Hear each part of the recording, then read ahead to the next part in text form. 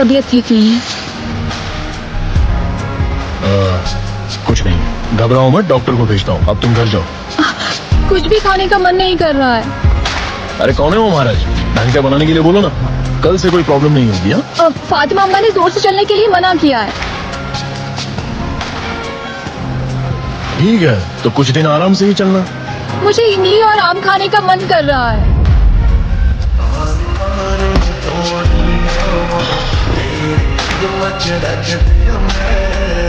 पूरा पेड़ ही भिजवा देता हूँ, खा लेना। क्या हुआ है तुम्हें? चलो चाचा। माँ आ रही है।